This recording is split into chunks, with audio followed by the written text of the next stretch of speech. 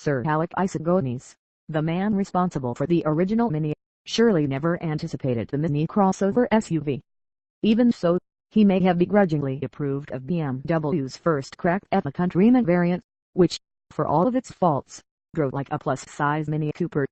The all-new Countryman, though, moves the needle even further away from the original Mini ethos. Longer and heftier, the newest model trades its predecessor's light agility for an added sense of refinement. If the previous Countryman was an engorged Mini Cooper Hardtop, then the redesigned Countryman is a shrunken BMW X1. No surprise, then, that the new Countryman sits on the same platform that underpins the X1 as well as the wagon-like Mini Clubman.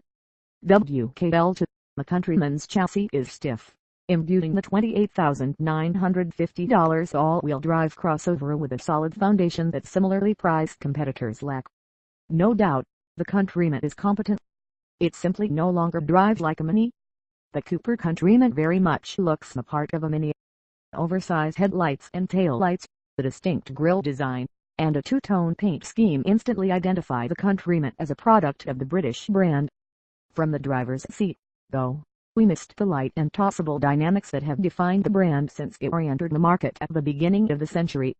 That first new Mini was much bigger than the original, but it nevertheless drove small. This new Countryman moves with the heavy-handed stoicism of a BMW SUV. On the whole, this isn't a bad thing, as the Cooper Countryman tracks down the road with the security of a bigger vehicle while maintaining the sense of driving engagement. Take the Cooper Countryman to your favorite back road and its precise, well-weighted steering is happy to tell you when front-end grip has been exceeded. Fortunately, grip is relatively plentiful, as the Pirelli Cinturato P7 all-season run flat tires that came with our test car's optional $750 18-inch wheels stuck to our 300-foot skid pad at a respectable 0.85 grams still. The Countryman's timid demeanor differs from other Mini models. Arguably, some of our distaste for this Countryman's dynamic behavior stems from our test car's powertrain. Although Mini offers the Countryman in more powerful Cooper SE plug-in hybrid, and John Cooper Works JCW trim levels, our bottom-of-the-barrel Cooper relies on the brand's 134 HP turbocharged 1.5-liter inline 3-4 momentum. Fitted with all-wheel drive all-4 in Mini parlance, the $3,000 upcharge $2,000 for 2018 models and, perhaps more to the point, 210 pounds heavier by Mini's accounting, and the standard 6-speed manual transmission and automatic is available for $1,500. The tested Cooper Countryman tipped our scales at a weighty 38 pounds, or 433 pounds heavier than a front-wheel drive Cooper Clubman with a manual transmission. The 3-pot 162 pounds-feet of torque comes on at a diesel-like 1250 RPM. Allowing the subcompact crossover to pull away from stoplights with reasonable pep. But the triple's narrow powerband peaks by the time the touch crosses 5,000 RPM 1,600 RPM before redline, making frequent shifts necessary. Thankfully, the 6-speed gearbox is a pleasure to roll, with crisp action and well-defined gates. Still, the all-4 model mass overwhelms the base engine. 0 to 60 miles per hour required 9.1 seconds. 1.1 seconds longer than the front drive stick-shift Clubman. Top gear passing acceleration was similarly laggard, with the crossover ringing in 30 to 50 mph and 50 to 70 mph times of 14.6 and 13.6 seconds, 4.4 and 3.5 seconds longer than was needed by the Clubman. Mass also affects braking, as the crossover required a lengthy 189 feet of tarmac to come to a halt from 70 miles per hour, 27 feet longer than the Cooper Clubman and 26 more than an all-wheel drive Fiat 500X.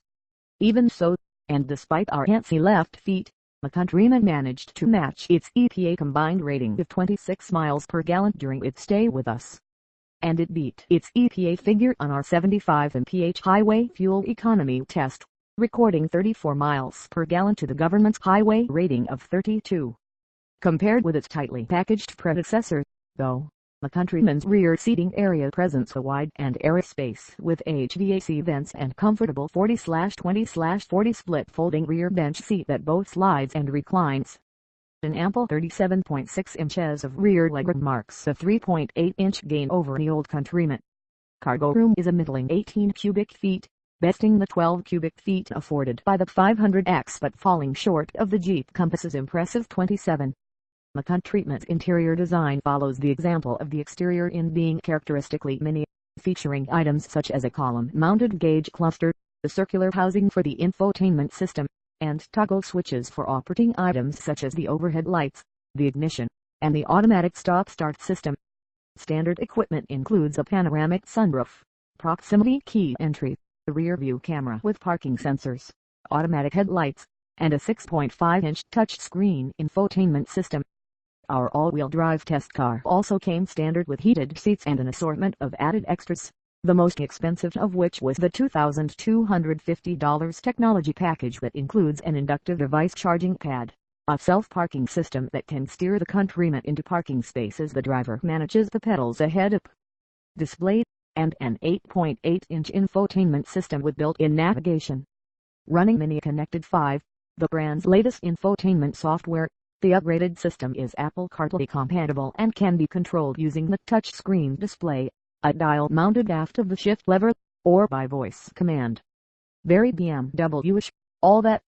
Other options on our test car included a $500 coat of light white paint, a pair of $300 sport seats plus another $750 for leather and cloth upholstery that also applies to the back seat and door panels, and $250 worth of black headliner gray is standard. Other costs include $300 for satellite radio with a 1-year subscription, $500 for rear window privacy glass, and $250 for the Mini Excitement package, which adds ambient interior lighting and puddle lamps mounted on the underside of the exterior mirrors that project the Mini logo onto the ground. All told, our test car wore an as-tested price of $34,800. If it were up to us, we'd pocket $600 and instead purchase a livelier 189 HP, $34,200 Cooper S Countryman ALL4 with only the technology package. Regardless, the 2017 Mini Cooper Countryman trades the brand's dynamic blend for advancements in refinement and practicality. It's a deal with the devil that makes the Cooper Countryman a lackluster mini but a better subcompact crossover, even if it's a tad sluggish for our taste. Viewed photos.